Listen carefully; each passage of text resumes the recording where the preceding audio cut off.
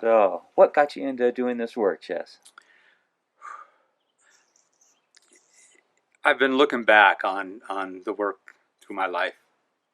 And as it turns out, it's just been my natural inclination to always be a guide. Early on, my work was as an adventure travel guide. So I led treks through the Himalayas and safaris in Africa, and river raft trips and sea kayaking trips through the Wales and treks down in South America. Um, I did that for 25 years or so. And the love was going to a place like the Himalayas, going to Nepal, and falling in love. It's going to a place that was so beautiful and so inspiring, and feeling like this is what life's about. And then coming home and getting people and saying, you gotta come check this out. Like, I can show you one of the most beautiful places you've ever been. Great, sign me up, let's go.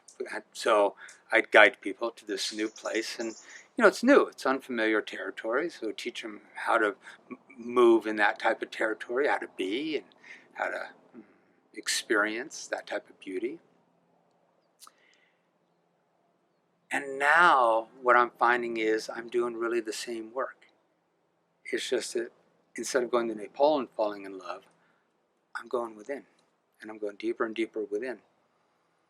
And I'm finding the same thing. I'm finding some of the most beautiful places I've ever been, some of the most inspiring, some of the most enlivening. And then I find that within, and it's the same feeling. Like I can't just be in this myself. I've got to help others. Mm-hmm.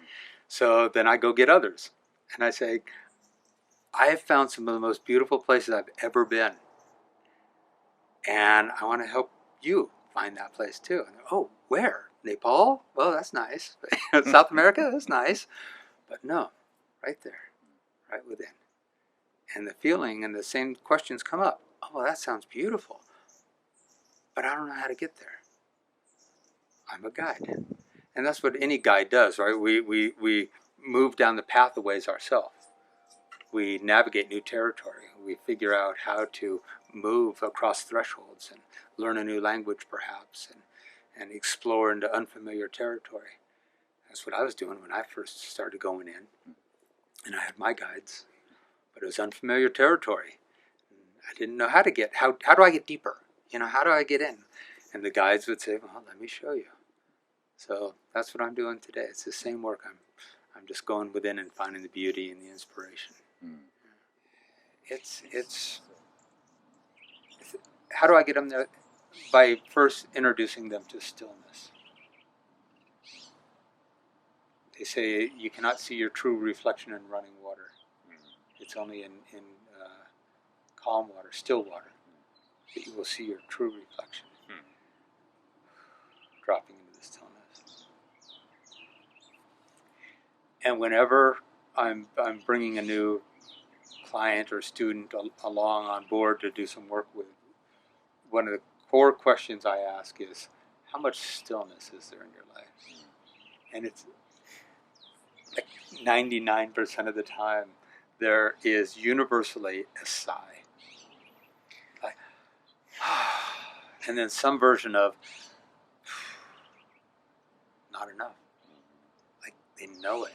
Inherently, the soul, the dynamic of life within us knows that stillness is a valuable part of our being and our doing in the world. The choreographer George Balanchine says that rest is a phase of movement. Yeah. So what's different about taking someone to a beautiful place like Nepal, an outside external place? Yeah. What's the benefit of taking someone to that internal place? How does that change their life? It changes their life because it turns out to be the exact same experience, except for that they recognize that it's within them. It's no longer external. It's no longer the beautiful Himalayas is what causes me to feel this sense of grandeur, this sense of aliveness. Wow. is actually finding that exact same thing within. When I used to lead the sea kayak trips down in Mexico in Magdalena Bay with the gray whales, one of my favorite things to do was to sit on the sand dunes under a full moon on a calm, calm night and listen into the bay and listen to the whales breathe. And it'd be nothing but silence. And you just hear, and you'd see the mist rising up into the moonlight, and then little baby breaths, little baby whales. And of course, in that moment, it just feels like you don't want to be anywhere else. And so you don't. Your mind isn't thinking about the future. Your mind's not thinking about the past because you don't want to miss this. And there's an amazing sense of love and beauty and connection and unity. And then I started to recognize that when I started to deepen my meditation practice, is sitting on the cushion, same feeling. And I got it that it wasn't the whales, that experience, the Himalayas, the whales, all these beautiful things that I can remember that have brought me to that sense of peace.